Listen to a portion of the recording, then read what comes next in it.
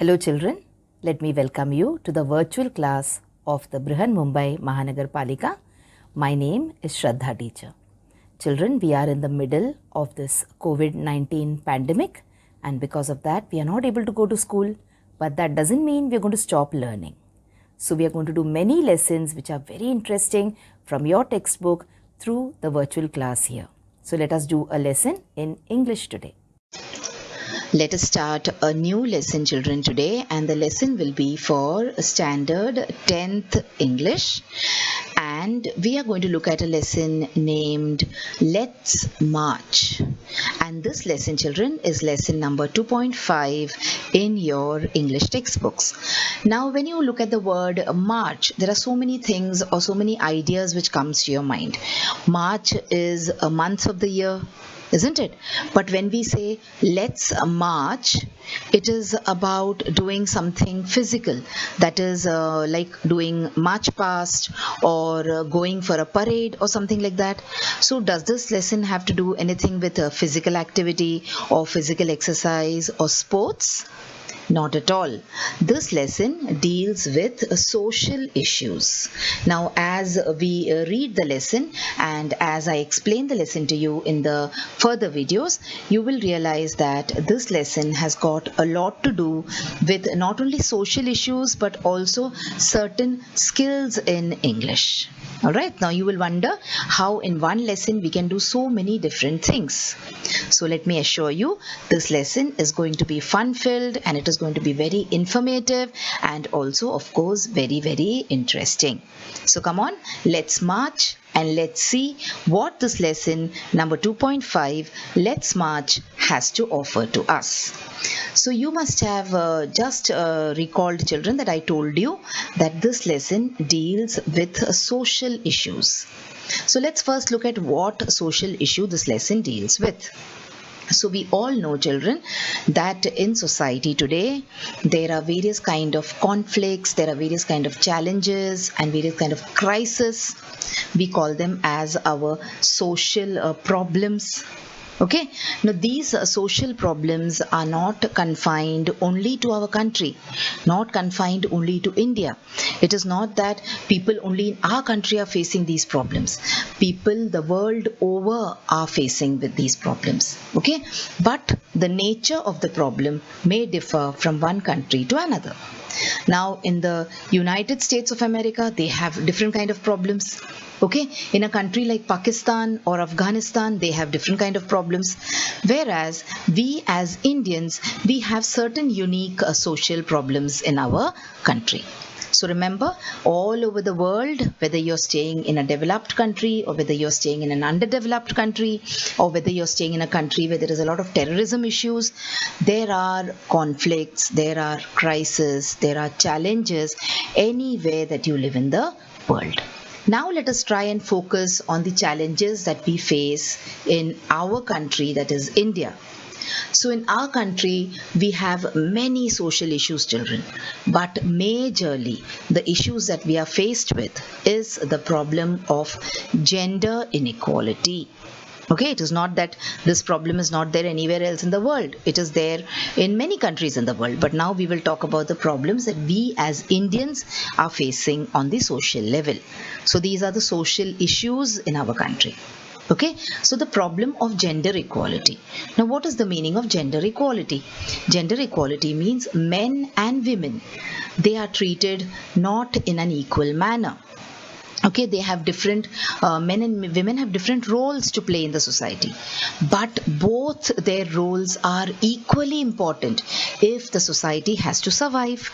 But somewhere or the other, we have this kind of a mentality that men are more important than women. So women do not have as much a social status as men have. So this is one issue that we are faced with in our country. Along with this, we have another great problem in our nation, and that is the problem of illiteracy. But children, this problem we have addressed on a war footing. Okay, we have many programs which the government has ensured, like we have the Sarva Shiksha Abhiyan, and then we have the Right to Education Act, and because of so many things, we are improving slowly as far as illiteracy is concerned. So the figures are getting better and better. Okay, if you compare India of the 1980s to India of the 2020, you will see that a lot of improvement has happened as far as illiteracy is concerned. So illiteracy is like a life sentence. So what is a life sentence, children? It is like some punishment which you carry with you your entire life if you do not know to read and write. See, this boy, he wants to extend his hand and he wants to read so many things. He has got career opportunities in front of him. Okay, he will get a lot of financial advice. He will get a lot of advice on how to be healthy. But unfortunately, he does not know how to read. And that is why this particular problem is pulling him back. So he wants to do a lot of things in life, but unfortunately he is illiterate. So illiteracy will go with him to his grave. So as long as he is alive, if he makes an effort, of course he will be able to read and write. But otherwise it is like a punishment for life. Okay, so this is also one very important, you can say, social issue, or very serious social issue in our country. Then we also have issues like dowry cruelty and dowry death. So in our country, I told you, it is always portrayed that men are very, very important and women are not so important, which is absolutely wrong. But the portrayal is like that. So when a girl has to get married, the parents have to give away huge sums of money and gold and property and things in the form of dowry. But in spite of all this, the girl is still ill-treated. So she is given cruel treatment in the name of dowry. And sometimes she is also killed in the name of dowry. So that is dowry cruelty and dowry death. But children, again I told you, like our country has improved a lot.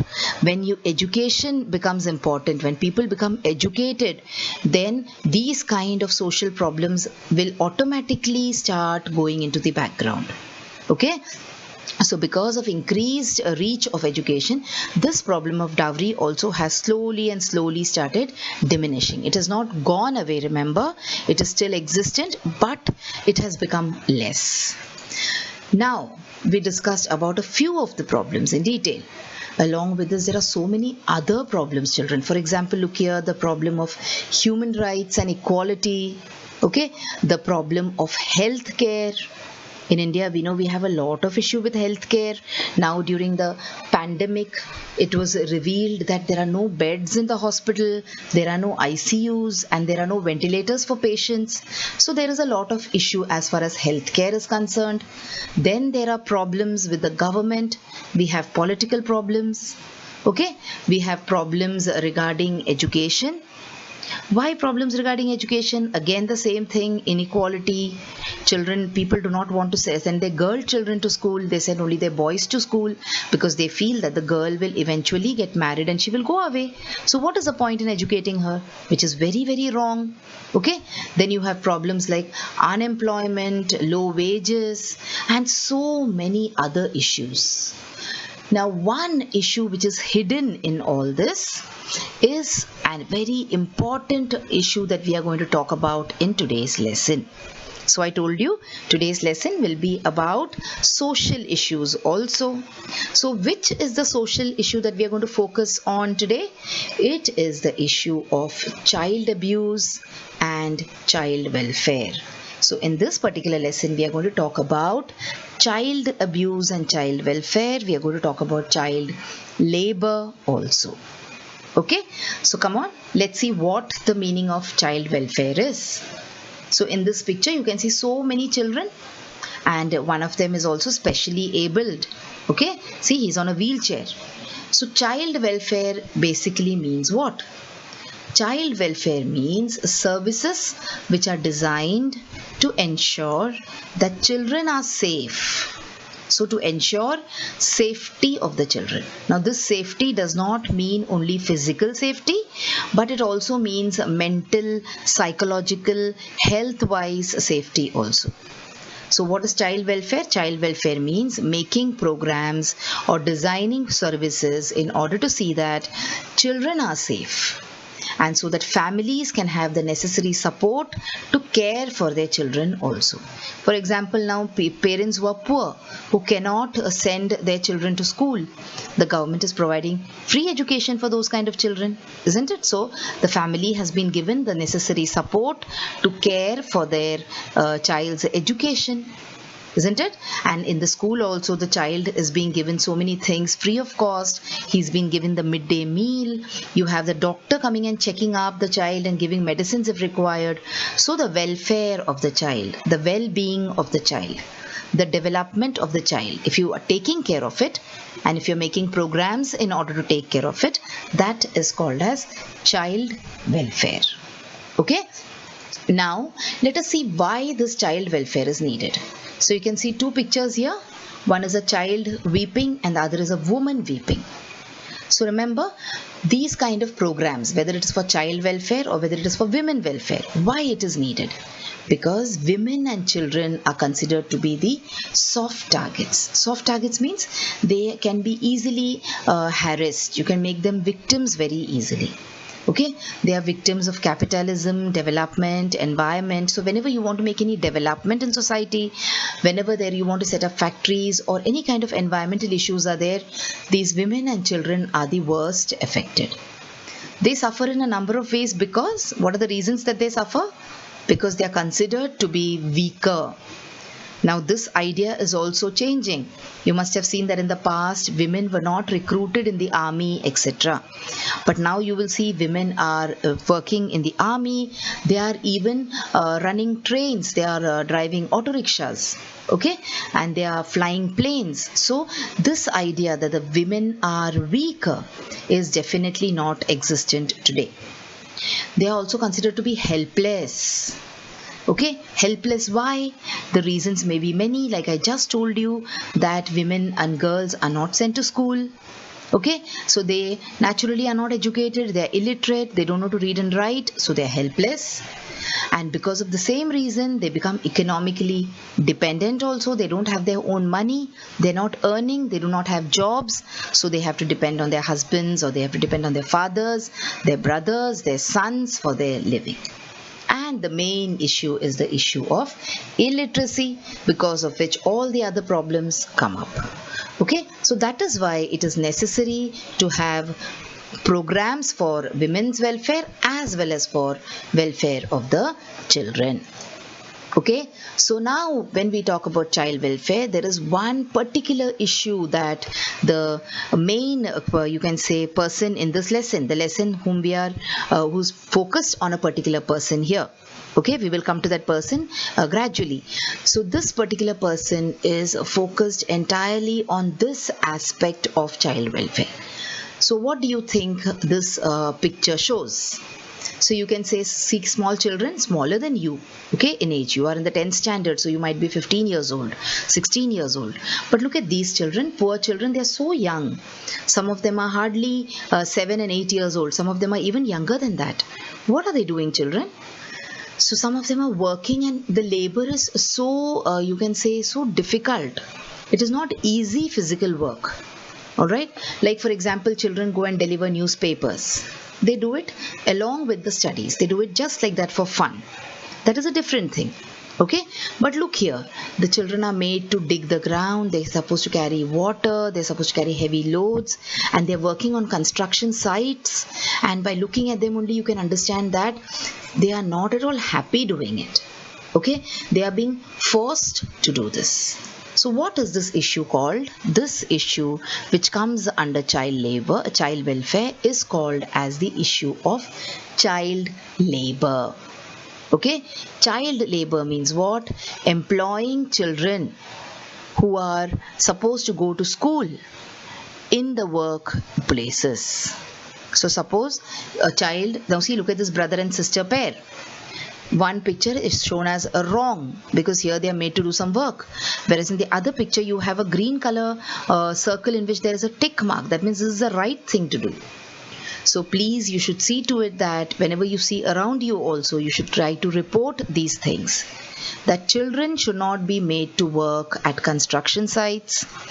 You will see children working in the chai ka thelas or in the restaurants or the dhabas on the highways. Okay, even that is not permitted. So child labor should not be permitted. You should not employ a child in your house to work. And if you see a child being made to work forcefully or even otherwise at some place, you should immediately try and take some action with the help of your parents. Alright, so this is the focus of our lesson for today, and this is what the protagonist in our lesson, that is the person who is the main character in our lesson, is working towards. He is trying to abolish child labor. Okay, there is one more aspect to this lesson, that is we are trying to talk about the oratory skills. We will look at how you can improve your oratory skills. So what are oratory skills? Oratory skills means how can you write and deliver a good speech. Okay, so delivering a good speech. Now, if you're a politician, then of course someone else will write the speech for you and you have to only go and read it or say it. But as students, we should know how to write a good speech also and how to deliver a good speech also. Deliver means actually go and say it. Okay, so some parts of this lesson also focuses on how to develop your oratory skills or how to write a good speech. Because this entire lesson, children, is a speech which was given by the main character in our story.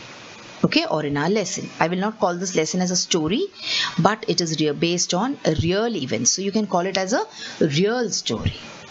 Alright, so we will talk and discuss a little bit about how to develop your oratory skills also, which is the warming up part of your lesson. So come on, when I said warming up, let us go to the warming up part of your lesson. So any lesson in English, as we have discussed earlier, is divided into 3 parts. We have the warming up activity, then you have the main lesson, and then you have the English workshop part where you do a number of exercises in grammar, etc. So let us today start with the warming up activity. And what is the warming up activity first? First warming up activity will be about child welfare. Okay, so you're supposed to observe both the pictures and answer the questions which are given below it.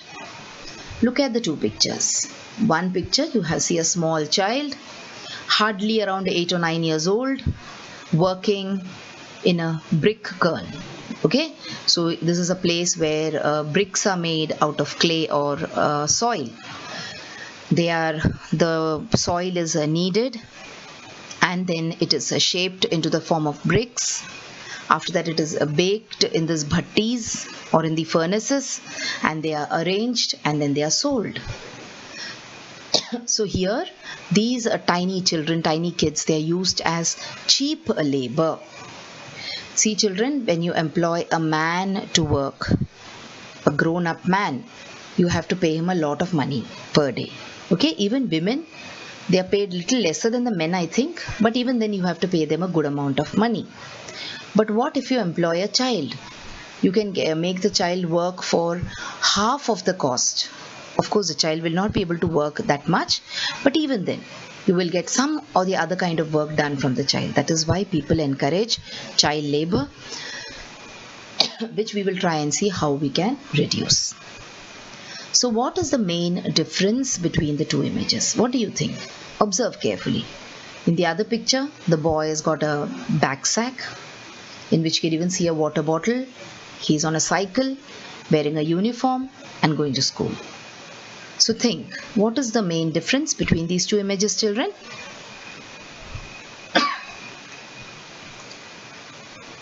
In one, the child is enjoying his childhood and going to school as well. See, he's got a nice bicycle and he is happily, merrily riding on his way to school. So he's enjoying his childhood, he's going to school. What about the other poor child in the other picture? he has to sadly earn for a living. Maybe his parents are not able to provide for him and his brothers and sisters. Maybe they are very poor and they need him to earn. So he has to sadly earn for a living at this tender age. What is the change required? What do you think? What is the change which is required in this picture? So should we try and send this boy on the bicycle to work with the bricks? No, we do not want that to happen. Then what do we want to happen? We want that both the children should get equal opportunities in life. So both of them should be able to enjoy their life. They should be able to play. They should be able to go to school, learn a lot of things, and grow up and be mature adult citizens who are educated, who are earning well, who are supporting themselves and their families as well. So this is what we want for both the children, isn't it? Now the next question is, again, you have to think as individuals. What will be your contribution as a student? And how will you try to make a difference to the needy children? So there are many children around you also, the places where you live. There are so many children around you who are needy. Needy means they do not have everything in life. Okay? Now everything doesn't mean that they should have a car and they should have a plane and they should have all the video games possible. No. When I say everything in life means whatever is necessary for a child. Education and a good life, good food and safety. Okay. So what can you as students do in order to make a difference in the life of such needy children? Think about it. Come up with an answer. And discuss with your friends also. Now you're not able to meet your friends physically, but you always keep in touch using WhatsApp or you call each other. So come on, start a discussion about how you can help these kind of needy children. Okay, so this was part 1 of our warming up part. Let's go to part 2. Like I told you, we are not only going to discuss about social issues, we are also going to talk about how to deliver or how to prepare a good speech. So you're supposed to put a right tick or a wrong tick. Okay? And you're supposed to try and see which points which are given below are correct as far as a good speech is concerned and which ones are not so correct. So you have 8 points here. Let us see which ones are right and which ones are wrong. So the first one is well planned and thoughts are well organized. So you have planned your speech well and your thoughts are organized. That means they are coming in sequence. So is this a good thing for a speech or a bad thing for a speech, children? I think it is a good thing for a speech. Okay, look at the next one. Should your speech be delivered softly and in a low voice? What will happen if you talk very softly and in a low voice? Will people be able to hear you? No. So there is no point. People won't understand what you're saying, so they will not appreciate what you're saying. Okay? Let us take one more point here and then I will ask you to decide. So the speaker need not greet the dignitaries and the audience. Now this is like when someone calls you on the phone or when you call someone. You directly start talking and you say, see, I wanted to come to your house and I wanted you to give me the shirt. You directly come to the point. Is that right or wrong? I think it is wrong. Because when you're calling someone, you should always say hi, hello. You should say, how are you? I hope you're fine. And then you should get to your point. So the speaker should not greet the audience and dignitaries. This is wrong, isn't it? So now look at the other points. I'll give you a minute. Look at the other points. You can pause the video and try to see whether the other points are right or wrong. So after a minute, you can come back and then check with my answers and see whether our answers are matching. Okay? So the language used should be suitable to the audience. Correct. Right. It is a good characteristic. Speech should be of proper duration. Very true. If you go on speaking and speaking and speaking for half an hour, people will get very, very bored. Okay? They will want to get up and go away, but they will not do it because they want to be polite. Speaker should be passive and should not have any facial expressions. That is, you should not have any kind of expression on your face. You should speak like a statue. Is that true? No, it is not. You should have a lot of facial expressions. You should use your voice modulation, etc. Speech should be supported by good examples, episodes, visual aids wherever possible. Correct, true. You should always support your speech to make it interesting. What about speaker should switch over from one language to another? This is wrong. If you're speaking in one particular language, you should try your best in order to continue to speak in that particular language only. If for some time I will speak in Hindi, then I will speak in Marathi, then I will speak in English, again I will go back to Hindi, some people who are sitting in the audience might get confused. So, if possible, try not to switch over from one language to another. So these are the qualities or the characteristics of a good speech. Okay. Now there are some more exercises here based on how to put a speech together. So see, there are some expressions here, and there are certain columns here, okay, in this table, and there are certain expressions also. The expressions we will see later because I could not fit the entire thing on one page. So these are the columns. So you have a column for greeting and salutation, you have a column for introduction, you have a column for body of the speech, you have a column for conclusion and thanking the audience. So this is how a speech should be. It should have all these parts. Okay. Now they have given us certain expressions. There are 12 expressions. So the first one is, imagine after 10 years what will happen. Second expression, let me begin today by sharing my own experience.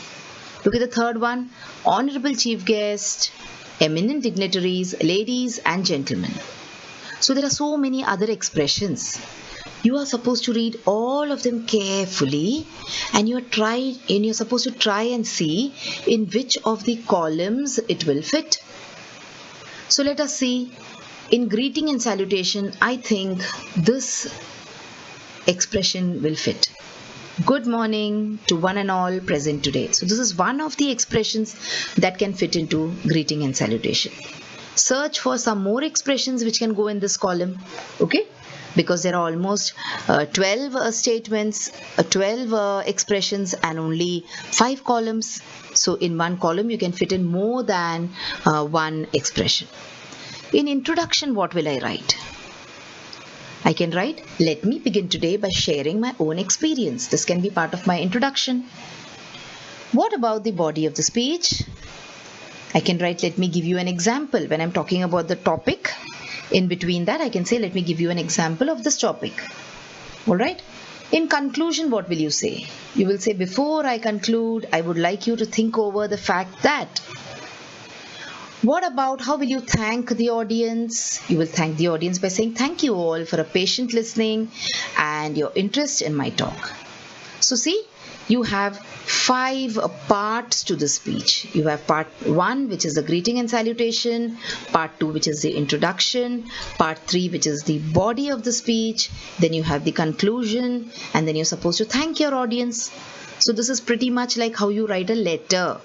When you write a letter also, you write various points, isn't it? You write address of the sender, the date, address of the receiver. So in the same way, if you have to write a good speech, you have to keep in mind that you cover all these points, that you should greet the audience also, you should introduce the topic of your speech also, and your speech should be structured properly in the body, and you should conclude, and also you should thank your audience.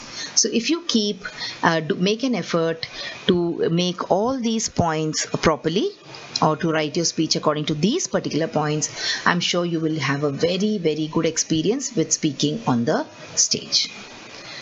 Okay children, so this was about the skill that I told you, preparing and delivering a speech. Let us now talk about the little bit more about the lesson. So the person who is the main, you can say, character in the lesson, his name is Kailash Satyarthi. We are going to talk about him very shortly. He was a Nobel laureate. Now who's a Nobel laureate? A Nobel laureate is a person who has received a Nobel Prize. So a Nobel Prize is a prize which is given in various fields, okay? So you can get Nobel Prize for literature, you can get one for science, you can get one for medicine, for mathematics. So it is a internationally recognized award. And getting a Nobel Prize is supposed to be a very big honor, not only for the person who's receiving it, but also for the country. So there are many Indian Nobel laureates. So we have asked you to look at the internet or to look at the school library and try and find out the name of the Nobel laureates. Okay, so now I will give you some time so you can go back to your internet. You cannot go to your school library right now, and you can check out these names or I will give you certain names, you can read them and find out some more names. Okay, so let's see who are the Nobel laureates in India. So you have Rabindranath Tagore. He won the Nobel Prize for Literature in the year 1913. Literature means writing, stories, novels, poems, etc. Then we have C.V. Raman. C.V. Raman won the Nobel Prize for Physics in the year 1930. Later we had Hargobind Khurana, who won the Nobel Prize for Medicine in the year 1968. So you see, you have people winning the Nobel Prize for Literature, for Physics, that is related to science, for medicine. Okay, and then you have V.S. Naipaul, who won the Nobel Prize again for Literature in the year 2001. Apart from these children, these people, there are so many others also. Okay, you have Amartya Sen, who won the Nobel Prize for Economics. So come on, try and find out what more number of people can you find from India who have won the Nobel Prize. Okay, now let us come to the main person in our lesson, that is Kailash Satyarthi. He is the main character in our lesson. He said that child labor is equal to child slavery, and he is an anti-child slavery activist. He has said something very important about child labor. He said that child slavery is a crime against humanity. Humanity itself is at stake here, means humanity is in danger if you encourage child labor. And he also has taken a promise or an oath that he will see the end of child labor in his lifetime. So as long as he is alive, he will see to it that he will fight to end child labor. And see, he is also the Nobel Peace Prize winner for the year 2014. Let us look at some information about Kailash Satyarthi ji, which is given in your textbook. So he is an Indian children's right and education advocate. So he's done law also, and he is an activist against child labor. He has founded the organization Bachpan Bachao Andolan in the year 1980, and he has acted upon various issues in order to protect the rights of more than 83,000 children across 144 countries. So not only in India but all over the world he has fought for child labor. He is honored with many awards, including the Nobel Peace Prize of 2014. He has addressed this speech on the eve of the Nobel Prize distribution ceremony. That is why we looked at speeches also, isn't it? Because this whole lesson is in the form of a speech. So this was the you can say introduction part. Now we have almost taken up more than 30 minutes. So the remaining part, children, we will do it in the next. So children, now you have watched the video. So after you watch the video now, you will have to complete a few simple tasks. Now you might have watched the video on your computers or your laptops or your mobile phones. Now after you watch the video, what will you do? You will please go to the description box which is given below the video. So what is the description box? See, the description box looks like this. Alright, and after you go to the description box, you will see that there are a few questions there. Now what are these questions about? These questions are about the lesson that we just learned or the video that you just watched. So what will you do? You will think back properly about the lesson and you will try and answer these questions and note down the answers in your notebook if you want. Okay?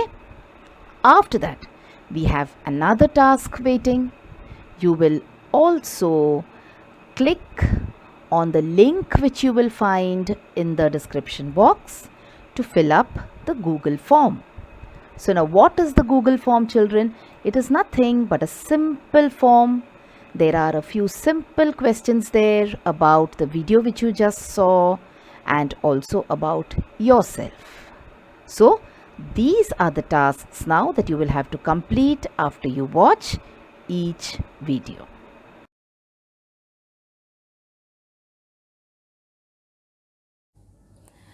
So children, wasn't that a very interesting lesson? I'm sure you learnt a lot of new things in this lesson. If you have liked this video, please hit the like button and also subscribe to my video so that you will get to see all the videos which I keep posting regularly.